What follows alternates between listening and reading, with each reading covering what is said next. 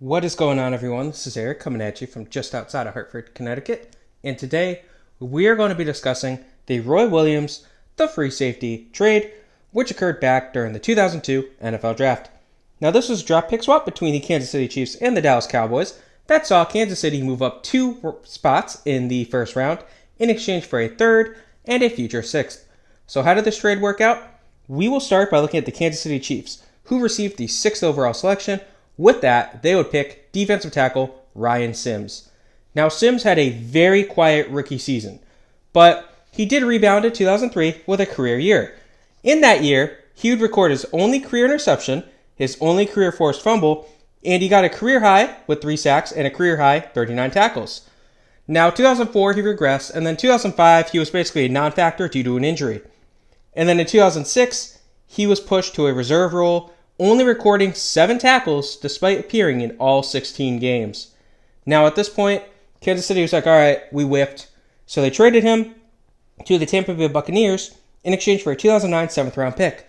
That pick would become the 226th, and it would be traded back to Tampa Bay in exchange for a 2008 6th round pick, and that would become the 187th pick, and it would be traded itself. We discussed this in the Jared Allen trade, which went out a while back. It will be linked in the description below.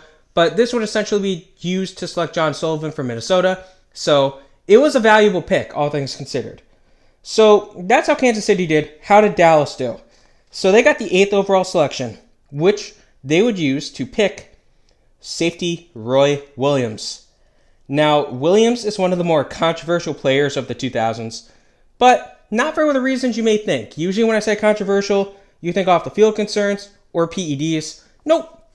So he had a very strong rookie campaign, as he ended that year with 5 interceptions, 2 of which were returned for touchdowns, 8 passes defended, 3 forced fumbles, and a career-high 96 tackles. He had another strong year in 2003, recording a pair of picks, a pair of sacks, 9 forced fumbles, 9 passes defended, and 75 tackles. Now, 2004 was far from Williams' best season, but it was one of his more memorable ones. Now, he would record 2 picks, 10 passes defended, and 95 tackles as he was pressed into coverage more often. But 2004 was notable for Williams for one reason: the horse collar tackle. Now, in the early 1990s and early 2000s, the horse collar tackle was a popular way of tackling, as it saw the defender grab the ball carrier's collar as a means of bringing him to the ground. Now, according to the American Football Database website, quote, "The horse collar is a particularly dangerous method of tackling due to the awkward position of the player being tackled, who will often fall backwards in a twisting motion with one or both legs trapped under the weight of his body. This is exacerbated if the player's foot gets caught in the turf and by the additional weight of the defender. Potential injuries include sprains or tears to ligaments in the knees and ankles, including the ACL and MCL, as well as fractures of the tibia and fibula." End quote.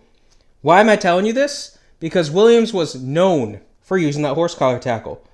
So with this tackle, he ended the seasons of Terrell Owens and Steve Smith Sr., as well as injuring a couple more players. Now, of course, Owens would come back to play in the Super Bowl, but he was still dealing with fractured leg. But do have to point that out there. Great story with that. Now, after the 2004 season came to an end, the owners voted to ban the horse collar tackle altogether, and they called it the Roy Williams rule. Despite the ban on his signature tackle, he had a solid year in 2005, as he would record 3 interceptions, 10 passes defended, 84 tackles, and a career-high 2.5 sacks. He had another very strong season in 2006, recording 5 picks, 14 passes defended, and 63 tackles. But he created some controversy once more in 2007, as he continued to use his horse collar tackle.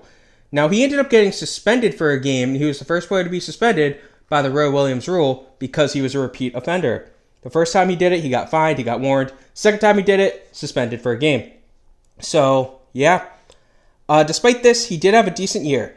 He would record a pair of picks, 5 passes defended, and 92 tackles. Now, 2008 was a lost year for him.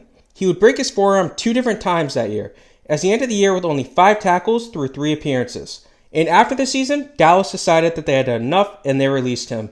He was a 5-time Pro Bowler and a 1-time first-team All-Pro. As an Eagles fan, Roy Williams was a lethal player for Dallas. I still remember his tackle on Roy Williams. He also did a similar tackle on McNabb. So I never liked Roy Williams, all things considered. Anyways, personal opinion aside, Dallas Cowboys got 2 more picks in this trade. The next which was the 75th pick, which be used to select cornerback Derrick Ross. And Ross was a good player, but he had some character concerns, and these caused him to fall in the draft. He had potential first-round pick upside were it not for these character concerns. Now, he would appear in 14 games, starting 9 of them as a rookie. And he ended the season with 62 tackles, 10 passes defended, and 5 picks. Now, he would upset his coach in 2003, which led to him being moved to the role of a kick returner while barely appearing on the defensive side of the ball. In 10 games, he did manage 1 interception and 9 tackles, while also returning 18 kicks for 434 yards. Now, he would fumble the ball twice in the kick returns in a Thanksgiving matchup against the Miami Dolphins, and he would skip a team meeting the following day. As a result, Dallas said, all right, you know what, enough is enough, and they released the very talented, yet controversial, Derrick Ross. Lastly, Dallas also got a 2003 6th-round pick. This would be the 186th pick. With that, they would select wide receiver Zuriel Smith. Now, Smith was a wide receiver in name, but he was drafted and used solely on special teams as a return man. He would return 53 kicks/punts for 707 yards over a single season before he was cut. So, yeah, Roy Williams, definitely the biggest name in this trade. Now, how did the Buccaneers do? They were involved in 2 separate trades, the first of which saw them get defensive tackle Ryan Sims. In over 4 years, Sims would start 19 games while appearing in 46. He recorded 3.5 sacks and 49 tackles for the Bucs before he walked.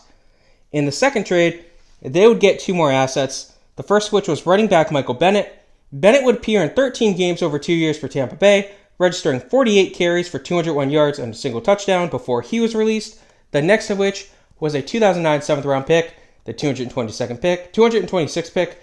This was traded away. We will not be discussing that. I hope you guys enjoyed this. This was the Roy Williams, the free safety trade. Very interesting player, very interesting history with him. Controversial player, definitely, especially as an NFC East fan that wasn't a Cowboys fan. You remember Roy Williams. Hope you guys enjoyed this. Have a good rest of your day.